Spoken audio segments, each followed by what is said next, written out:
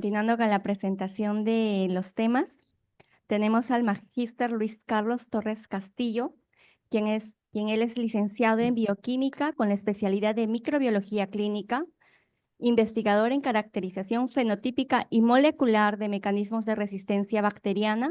Él es past president de la Sociedad Venezolana de Microbiología, quien nos va a presentar el tema de mecanismos de resistencia de bacilos gram negativos por MDR a carbapenémicos.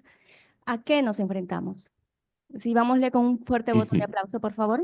Hola, muy buenos días. Un gusto saludarlos. De verdad que un privilegio y honor compartir con ustedes. Tengo mucho aprecio y cariño por la Universidad Cayetano Heredia y por el hospital también. He tenido la oportunidad de conocerlos y compartir en algunas reuniones con ustedes, así que agradezco enormemente la invitación. Los felicito por toda esta jornada de educación médica que están desarrollando y espero que pueda contribuir un poco con esta temática.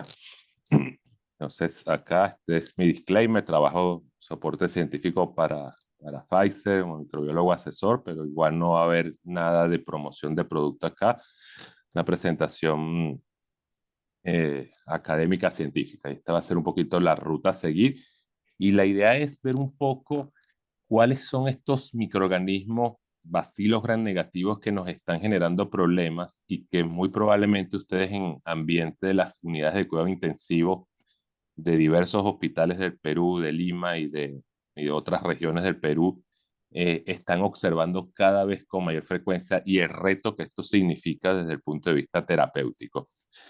Entonces vamos a hablar de enterobacterias, tanto con resistencia a cefalosporinas de tercera y cuarta generación, como con resistencia a carbapenémicos, Pseudomonas aeruginosa, Acinetobacter baumannii, que sé que son de los microorganismos que más problemas están generando en el Perú. Bien, entonces, si uno quiere ver el panorama de la resistencia antimicrobiana de forma muy gráfica, lo podemos ver acá al medio. Estos son 20 años de diferencia.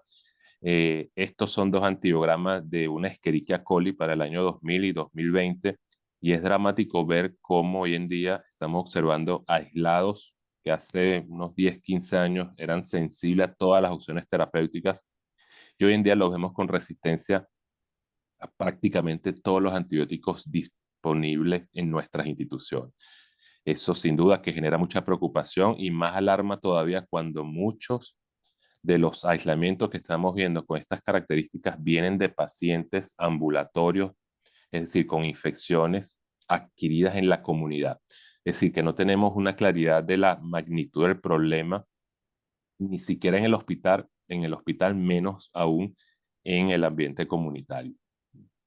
En el año 2014, vemos acá esta gráfica del lado izquierdo, hubo una serie de proyecciones que generó un estadístico un británico, Jim O'Neill, y él comentaba que para ese momento que si no se hacía nada en resistencia antimicrobiana, en generación de nuevos antibióticos, podía para el año 2050 haber 10 millones de muertes y ser la principal causa de mortalidad, incluso muy por encima del cáncer y diabetes que hoy en día están en los primeros lugares de mortalidad asociada.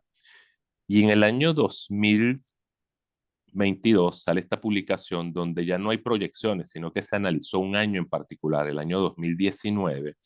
Y fíjense que para este análisis, casi 1.3 millones de muertes se atribuyeron de forma directa a resistencia antimicrobiana, y recordemos que 2019 era un año prepandémico y no hay duda que la pandemia ha generado una carga de mortalidad y morbilidad muy importante.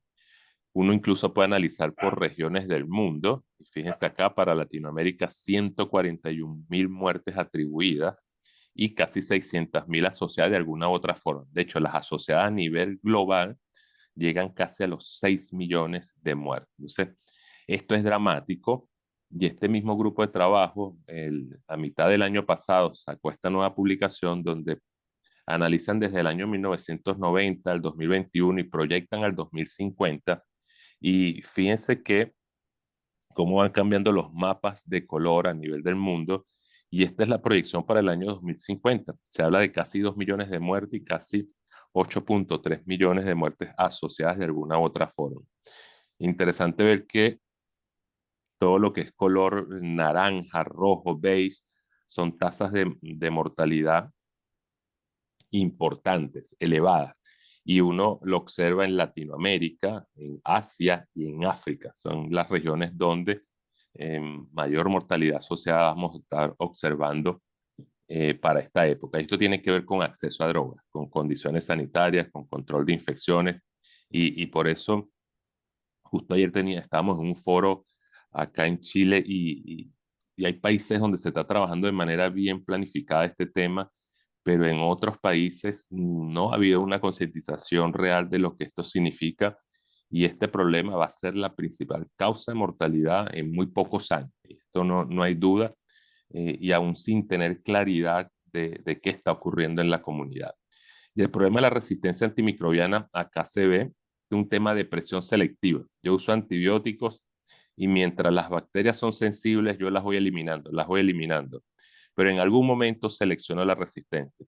Esto lo podemos ver como ejemplo cestrazona, por muchos años cestrazona y sigue utilizándose la cestrazona. Bueno, en algún momento seleccionamos bacilos gram negativos con beta-lactamasas de espectro expandido que hidrolizan a la cestrazona y esa es la que te genera el fracaso terapéutico y es la que se puede quedar es un tema de presión selectiva. La medida que usamos mucho un antibiótico, vamos a empezar a tener problemas de resistencia porque seleccionamos las bacterias. Y en este proceso de selección de bacterias multiresistentes, la OMS publica un listado de microorganismos por prioridades. En el año 2017 fue el primer listado y el año pasado hubo una actualización del mismo. Y fíjense acá que los patógenos que entran en la prioridad crítica desde el punto de vista de este ranking se establece por mortalidad asociada y por tratabilidad. Y fíjense que el ranking acá está por enterobacterias con resistencia a carbapenémicos, enterobacterias con resistencia a cefalosporinas de tercera y cuarta generación y Acinetobacter baumannii con resistencia a carbapenémicos. En el año 2017, en este mismo grupo crítico estaba Pseudomonas aeruginosa y ahora está en la prioridad, digamos, más moderada, más elevada. Sin embargo, para Latinoamérica, la mayoría de los investigadores, y mi opinión personal es que Pseudomonas aeruginosa debería ser parte también de este grupo crítico. Ustedes seguramente en Perú ven problemas de infecciones de alto compromiso con Pseudomonas aeruginosa con tasas de resistencia muy elevadas. ¿Sí? Interesante ver que los cocos gram positivos, enterococos, estafilococos meticilinos resistentes, si bien siguen estando catalogados como problemas importantes, no llegan a la magnitud de los bacilos gram negativos. Hay una sencilla razón. Cuando usted en un ambiente UCI parten con esquemas terapéuticos empíricos, en su mayoría estos esquemas empíricos en la UCI incluyen la vancomicina y la vancomicina sigue siendo un antibiótico con muy buena eficacia clínica y con muy buen perfil de susceptibilidad para los cocos gram positivos. No así es lo que estamos nosotros observando con los bacilos gram negativos y principalmente Klebsiella pneumoniae y Acinetobacter baumannii. Miren esta revisión del año 2024, donde se comparan estos patógenos prioritarios, Acinetobacter baumannii resistente a carbapenémicos, Pseudomonas, aquí están las Klebsiella resistentes a carbapenémicos, productoras de BLEB, y se comparan cuando ellas tienen resistencia o cuando son sensibles a esos antibióticos y se evalúa por mortalidad. Y es dramático. Miren acá entra Acinetobacter baumannii con resistencia a carbapenémicos, 42% de mortalidad versus 16. Si nos vamos a Klebsiella, 47 versus 22.3. Es decir, que cuando nuestros pacientes adquieren una infección por estas bacterias con resistencia a carbapenémicos, la mortalidad asociada es elevadísima y más aún cuando no tienes acceso a las drogas que hoy en día están demostrando mejor eficacia clínica y seguridad para nuestros pacientes. Entonces, ahí está el gran problema. Si nosotros vemos cómo se comportan estos gram negativos con resistencia a carbapenémicos en el mundo, miren acá, enterobacterias, y la línea verde es Latinoamérica, y desde el 2020, 21, 22 estamos en el ranking donde se reportan con mayor frecuencia en el mundo. Lo mismo con Pseudomonas aeruginosa y lo mismo con Acinetobacter baumannii.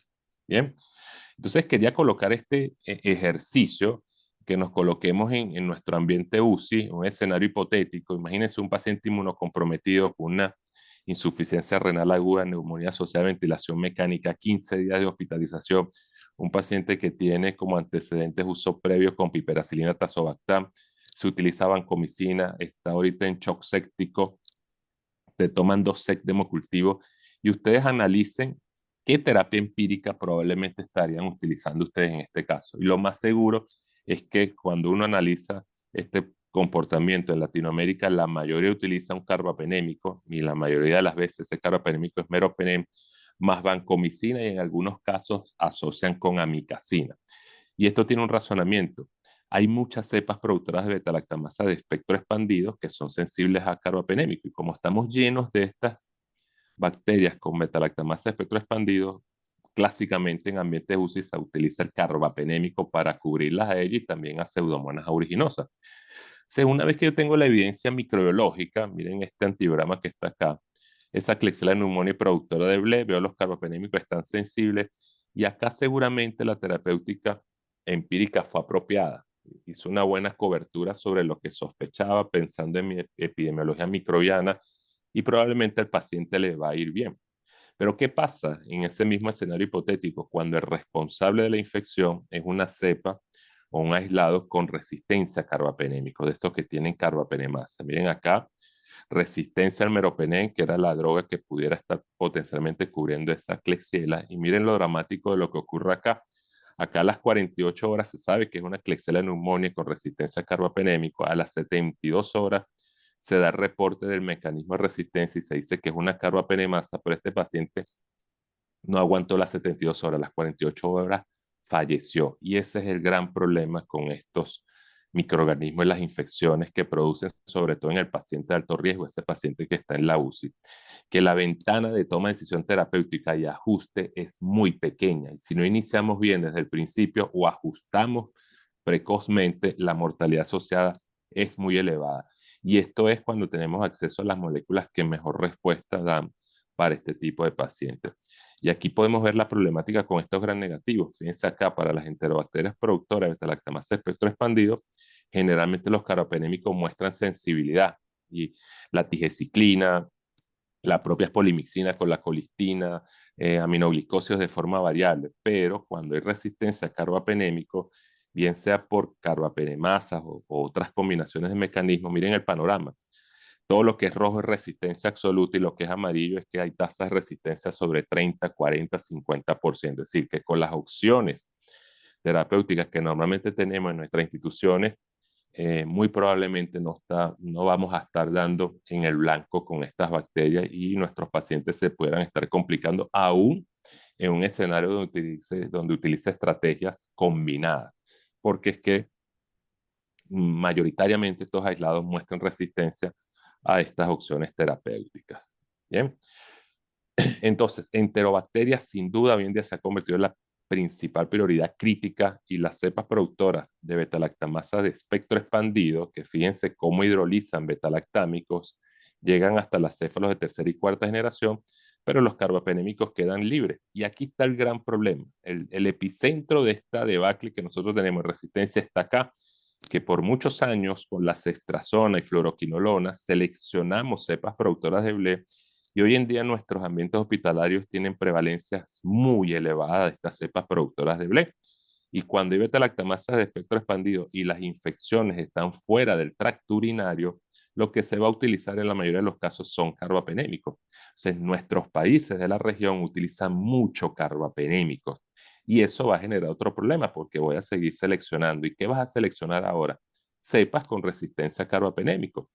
Miren cómo es la prevalencia para el año 2019 de coli, de Escherichia coli productora de BLE. Fíjense que donde uno ve mayor prevalencia es Latinoamérica. Y acá la tasa está entre 30 y 40% en E. coli. Y esto significa que debemos tener colis productoras de BLE en la comunidad también. Pero miren, Klebsiella es más dramático. Y esto es lo que ocurre en nuestros ambientes UCI. Prevalencias de Klebsiella productora de BLE muy altas y sobreuso de carbapenémico. Y por eso es que estos microorganismos son catalogados como una prioridad crítica. Entonces, sigue el problema. Utilizamos muchos carbapenémicos y empiezo a seleccionar pseudomonas y empiezo a seleccionar enterobacterias con carbapenemasa. Y estas carbapenemasas es el mecanismo más importante de resistencia a carbapenémicos en enterobacterias en el Perú. Y sobre todo un tipo de carbapenemasa.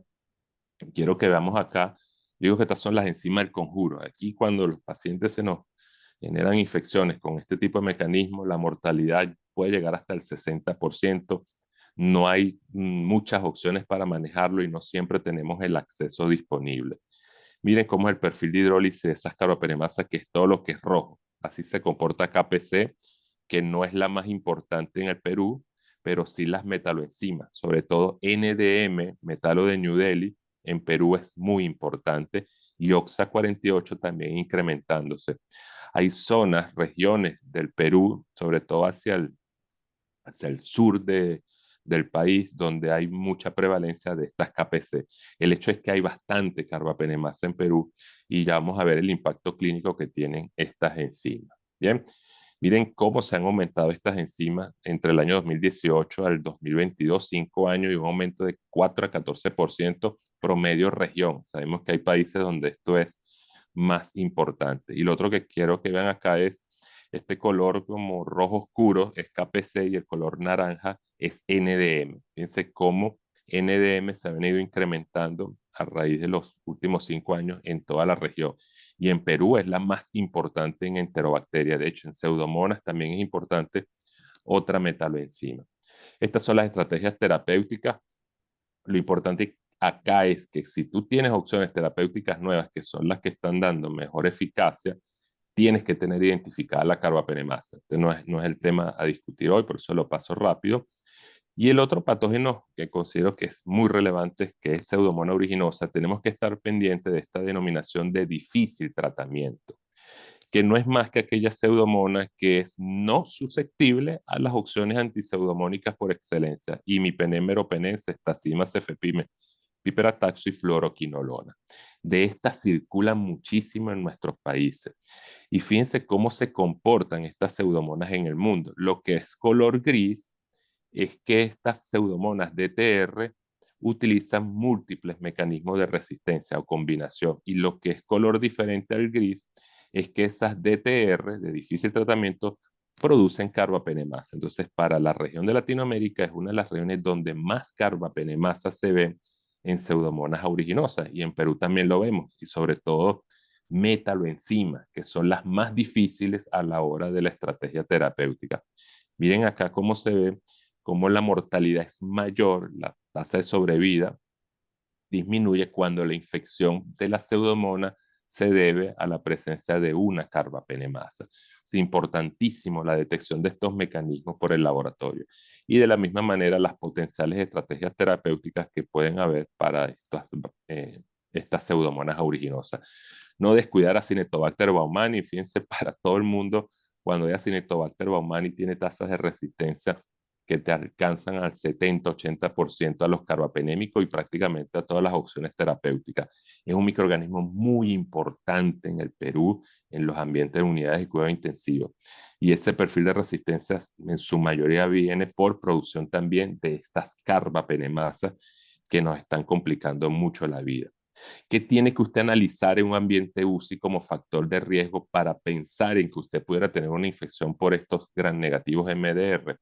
Si son pacientes que tienen hospitalización prolongada, que vienen de instituciones de estas crónicas donde los pacientes tienen mucho tiempo de hospitalización, se han utilizado antibióticos y sobre todo drogas de amplio espectro, esto es presión selectiva. Y además, si usted hace vigilancia activa de portación y está colonizado, sigue sumando factores de riesgo. Y si tu epidemiología microbiana habla de que tú tienes una prevalencia sobre 20-30% de estos gram negativos con resistencia a carbapenémicos o producción de carbapenemasa, te puede estar indicando que un paciente que tiene 2 semanas, una semana de hospitalización en tu UCI y empieza con signos y síntomas de una infección, si tu epidemiología habla de que puede haber una cepa productora de carbapenemasa, atención, porque si no la cubrimos del principio, puede que al paciente no le vaya bien. Entonces, siempre pendiente de estos factores de riesgo y miren el impacto clínico que tienen estas infecciones. Fíjense acá, esto es mortalidad a los 30 días e inicio terapéutico apropiado. Cuando el inicio terapéutico es apropiado por debajo de 24 horas, es decir, que estamos haciéndolo lo más rápido posible, la mortalidad está en el rango del 30%. Y miren esta data que se genera en este estudio. Los pacientes que sobrevivieron en esta corte, el inicio apropiado desde el punto de vista de media de todos los pacientes que estuvieron allí estuvo en 8.5 horas, ¿sí? Y 48 horas los que fallecieron. Muchas veces nosotros hacemos ajustes terapéuticos sobre las 48-72 horas cuando llega la información del laboratorio de microbiología. Y con este tipo de microorganismos y en pacientes de alto riesgo, este tiempo es muy tardío. Entonces, estos son casos que fallecen porque se inicia con carbapenémico y si había una cepa con resistencia a carbapenémico y no se ajustó, probablemente el paciente le va a ir mal. Y adicionalmente, cuando tienes evidencia de colonización, tú puedes pensar o sospechar de que la infección pudiera ser por alguno de estos y cubrirlo de manera más precoz. Incluso tenemos data de cómo es la mortalidad por mecanismo de resistencia o por estas carbapenemasas. Y miren acá, la mortalidad por metaloenzimas, que es la más frecuente en el Perú, 36.4%. Y cuando hablamos de mortalidad atribuible como tal, es la que mayor mortalidad atribuible tiene, 35%. Y este es el mecanismo de mayor frecuencia cuando hay resistencia a carbapenémicos en enterobacterias y en pseudomonas aeruginosa en el Perú. Entonces, atención con estas bacterias porque son un reto terapéutico. No hay dudas que requiero una terapéutica apropiada y temprana. Si no es así, los pacientes les va mal. Y yo voy a concluir con el mismo escenario hipotético que comenzamos esta presentación. Este pacientico de alto riesgo en el cual se utilizó esta terapia empírica y en el cual la evidencia microbiológica que salió a las 48-72 horas te decía que era una bacteria con resistencia a carbapenémico.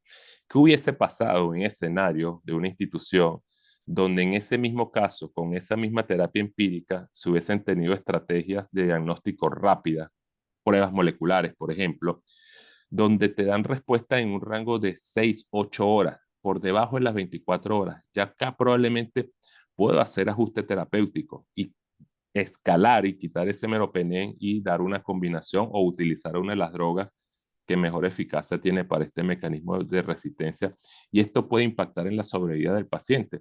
O si no tengo pruebas moleculares, puedo valerme de las pruebas que tengo en el laboratorio y con algoritmos, optimizando bien las pruebas, puedo dar respuesta por debajo de 24 horas y esto impacta en la toma de decisión terapéutica, en el ajuste.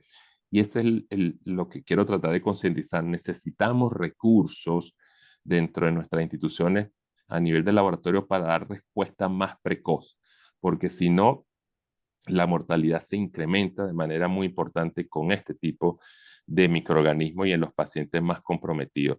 Y lo otro es siempre analizar factores de riesgo. Yo no puedo hoy en día a tratar a todos los pacientes de forma homogénea a la hora de establecer una terapia empírica. Yo tengo que individualizar. Y ese paciente que tiene una cantidad de factores de riesgo que me puede estar diciendo que puede tener una infección por una de estas bacterias productoras de carbapenemasa, la lógica y la data científica hoy en día te dice que hay que cubrirlo de forma empírica. Y luego, si la evidencia microbiológica dice que no es una cepa resistente a carbapenémicos, me desescalo. Pero si estaba, yo inicié de la mejor manera, precozmente, y eso impacta en sobrevida. Y ese es el mensaje final que yo quiero transmitir con esta presentación.